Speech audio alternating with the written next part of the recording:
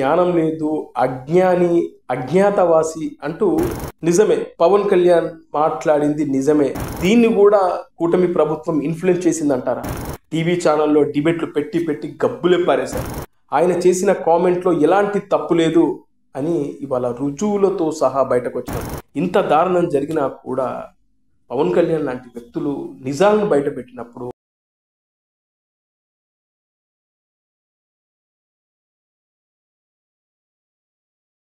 Hello friends, నేను రాజీవ్ గారు. పవన్ కళ్యాణ్ గారు ఏది మాట్లాడినా కూడా, ఏది చేసినా కూడా కొంతమంది పనిగొట్టుకొని దానిపైన నెగిటివ్ ప్రచారం చేయడానికి రెడీగా ఉంటారు. ముఖ్యంగా వైఎస్ఆర్సీపీ వాళ్ళు ఈ తప్పుడు ప్రచారం చేస్తున్నారు అంటే దానికి ఒక లెక్క ఉంది. ఎందుకంటే వాళ్ళు ప్రత్యర్థులు కాబట్టి. కానీ అపర మేధావులుగా బిల్డప్ ఇచ్చుకునే వాళ్ళు, న్యూట్రల్గా ఉంటాము అని చెప్పుకునే వాళ్ళు కూడా వాంటెడ్గా పవన్ కళ్యాణ్ గారిని టార్గెట్ చేసుకొని కొన్ని విషయాల్లో పవన్ కళ్యాణ్ గారికి జ్ఞానం లేదు, అజ్ఞాని, అజ్ఞాతవాసి అంటూ ఇలా రకరకాల పేర్లతో ఆయనను క్రిటిసైజ్ చేస్తూ ఉంటారు కొందరు బుర్రలకు బూజు పట్టిన అపర మేధావులు. అయితే పవన్ కళ్యాణ్ గారు గతంలో చేసిన కొన్ని కామెంట్స్ ఆ తర్వాత ఇవి నిజమే, ఆయన చేసింది ఏదో వేగ్గా చేసింది కాదు, ఇది ఖచ్చితంగా ఆయన చాలా ఆలోచించి ముఖ్యంగా అన్ని రుజువులతో ఆయన మాట్లాడాడని తెలిసిన తర్వాత వీళ్ళ తలకాయలు ఎక్కడ పెట్టుకుంటారో తెలియదు. అలాంటి సంఘటనలు కొన్ని వెలుగులోకి వచ్చినప్పుడల్లా నాలాంటి వాళ్ళు బయటపెట్టే ప్రయత్నం చేస్తూ ఉంటారు.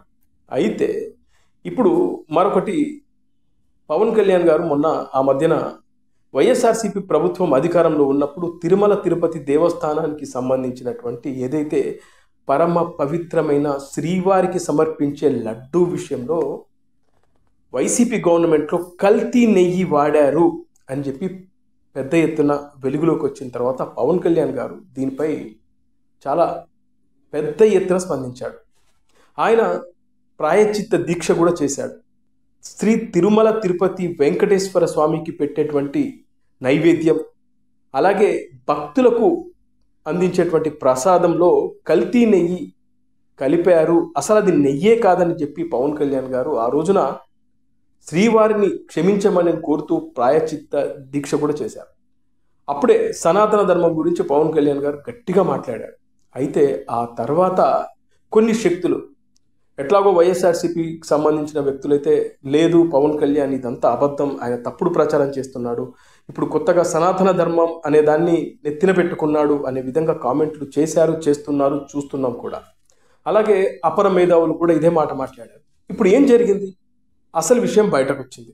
నిజమే పవన్ కళ్యాణ్ మాట్లాడింది నిజమే, ఆయన చేసిన కామెంట్లో ఎలాంటి తప్పు లేదు అని ఇవాళ రుజువులతో సహా బయటకు వచ్చినప్పుడు సిబిఐ డైరెక్టర్ నేతృత్వంలో సుప్రీంకోర్టు ఆధ్వర్యంలో సిట్ అధికారుల విచారణలో ఒక భయంకరమైన విషయం బయటకు వచ్చింది. అది వాళ్ళు హైకోర్టుకు నివేదించారు. అసలు ఈ నెయ్యి ఏదైతే ఉందో తిరుమల శ్రీ వెంకటేశ్వర స్వామికి సమర్పించేటువంటి లడ్డూల తయారీలో వాడేటువంటి నెయ్యి ఏదైతే ఉంటుందో అది నెయ్యే కాదు, అది కెమికల్తో తయారు చేసిన నెయ్యి అనే విషయాన్ని ఇవాళ సుప్రీంకోర్టు ఆధ్వర్యంలో సిట్ అధికారులు జరిపిన విచారణలో బయటకు వచ్చింది. ఇప్పుడు ఏమంటాము, దీన్ని కూడా కూటమి ప్రభుత్వం ఇన్ఫ్లుయెన్స్ చేసిందంటారా? మీరు ఆలోచించండి. తిరుమల తిరుపతి దేవస్థానంతో ఒప్పందం చేసుకుంది వైష్ణవి డైరీ, అలాగే ఏఆర్ డైరీ. అయితే దీని వెనకాల ఉన్న కథంతా నడిపించింది బోలేబాబా డైరీ. వాస్తవానికి బోలేబాబా డైరీకి నెయ్యి కానీ పాలను కానీ ఉత్పత్తి చేసే కేంద్రమే లేదు. ఇది కెమికల్తో ఈ నెయ్యిని తయారు చేసింది అనే విషయాన్ని ఇవాళ సిట్ అధికారులు హైకోర్టుకి నివేదించారు. దీన్ని బట్టి మనం అర్థం చేసుకోవాల్సింది ఏంటంటే శ్రీ వెంకటేశ్వర స్వామికి సమర్పించేటువంటి లడ్డుల విషయంలో 100% కల్తీ జరిగింది అనేది బయటకు వచ్చింది. అయితే ఇదే విషయాన్ని కూటమి ప్రభుత్వం బలంగా చెప్పింది. వైఎస్ఆర్సీపీకి సంబంధించిన వాళ్ళు అబ్బే అదేం లేదు, ఈ కూటమి ప్రభుత్వం అధికారంలోకి రాగానే మాపై నిందలు వేస్తున్నారు, మమ్మల్ని తప్పుడు వ్యక్తులుగా చూపిస్తున్నారు అనే విషయాన్ని వాళ్ళు పెద్ద ఎత్తున జనాల్లోకి తీసుకెళ్లారు. కానీ ఇవాళ బయటకు వచ్చిన విషయం ఏంటి? అది నెయ్యి కాదు, కెమికల్తో తయారు చేసిన నెయ్యి అని బయటకు వచ్చింది. ఇలా పవన్ కళ్యాణ్ గారు వాస్తవాలు తెలుసుకొని దాని వెనకాల ఏం జరిగింది ఏంటి అని పక్కాగా తెలుసుకున్న తర్వాతనే ఆయన ఈ మాట మాట్లాడడం జరిగింది. ఇది ఒకటే కాదు, గతంలో అమ్మాయిల మిస్సింగ్ కేసు గురించి కూడా పవన్ కళ్యాణ్ గారు బహిరంగంగా ఏదైతే ఎలక్షన్స్ క్యాంపెయిన్లో ఆయన మాట్లాడడం జరిగింది. చాలామంది అమ్మాయిలు మిస్ అవుతున్నారు, నాకు కేంద్రం నుంచి వచ్చిన ఒక వార్త బట్టి నేను విషయం చెప్తున్నాను, అలాగే దీని వెనకాల కొంతమంది వాలంటీర్ల పాత్ర ఉంది, అయితే వాలంటీర్లు సమాచారాన్ని ఒక ప్రైవేట్ కంపెనీకి అందజేస్తున్నారు అని చెప్పేసి కూడా పవన్ కళ్యాణ్ గారు మాట్లాడిన తర్వాత చాలామంది పవన్ కళ్యాణ్ గారికి అవగాహన లేకుండా మాట్లాడారు. ఏదో పవన్ కళ్యాణ్ జనాలను తప్పుదోవ పట్టిస్తున్నాడు, పవన్ కళ్యాణ్ కావాలని వైఎస్ఆర్సీపీ ప్రభుత్వం పైన తప్పుడు ప్రచారం చేస్తున్నారని చెప్పేసి మాట్లాడారు. కానీ ఆ తర్వాత వెలుగులోకి వచ్చిన విషయం ఏంటి, నిజమే ఆంధ్రప్రదేశ్ నుంచి చాలామంది అమ్మాయిలు మిస్ అవుతున్నారు అంటూ కేంద్రం నుంచే ఒక నివేదిక బయటకు వచ్చింది. అప్పుడు కూడా ఈ అపర మేధావులు బూజుబట్టిన బుర్రలందరూ కూడా ఎక్కడ తలలు పెట్టుకున్నారో అర్థం కాదు. ప్రస్తుతం ఇప్పుడు కూడా అదే పరిస్థితి. నెయ్యి వెనకాల చాలా జరిగిందయ్యా బాబు, అది కల్తీ నెయ్యయ్యా బాబు అని వీళ్ళు మొత్తుకుంటా ఉంటే, లేదు లేదు పవన్ కళ్యాణ్ సనాతన ధర్మం పట్టుకున్నాడు, పవన్ కళ్యాణ్ కావాలని తప్పుడు ప్రచారం చేస్తున్నాడు, పవన్ కళ్యాణ్కి అవగాహన ఉండదు, ఏది పడితే అది మాట్లాడతాడని చెప్పేసి పెద్ద ఎత్తున ప్రచారం చేసి టీవీ ఛానల్లో డిబేట్లు పెట్టి గబ్బులే పారేశారు. ఇవాళ వాస్తవాలు బయటకు వచ్చిన తర్వాత ఒక్కడు మాట్లాడట్లేదు. నిన్న నుంచి మీరు గమనించండి, ఈ విషయం బయటకు వచ్చిన తర్వాత దీనిపై కొన్ని ఎల్లో మీడియా సంస్థలకు సంబంధించిన వాళ్ళు డిబేట్లు పెట్టారు తప్పితే ఏదైతే ఈ బ్లూ మీడియా ఉందో ఒక్కడంటే ఒక్కడు మాట్లాడలేదు.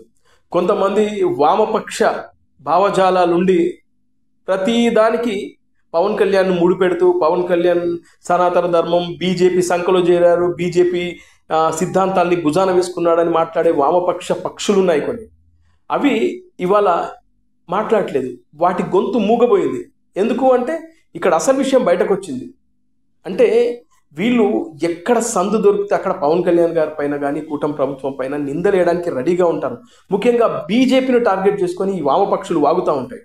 అయితే ఇవాళ ఈ కల్తీ నెయ్యి, అసలు నెయ్యే కాదు, కల్తీ పక్కన పెట్టండి, దాంట్లో నెయ్యిలో వేరే డాల్డా కలిపారంటేనేమో అది కల్తీ జరిగింది అనుకోవచ్చు. అసలు నెయ్యే కాదు, అది కెమికల్తో తయారు చేసిన దాన్ని పట్టుకొచ్చి ఇవాళ నెయ్యి అని చెప్పిన తర్వాత అది కాదురా బాబు అది కెమికల్ అని చెప్పేసి ఇవాళ నివేదిక బయటకు వచ్చిన తర్వాత వీళ్ళందరూ ఎందుకు మాట్లాడరు, వీళ్ళ గొంతులు ఎందుకు మూగబోయాయి అంటే సమాధానం ఉండదు.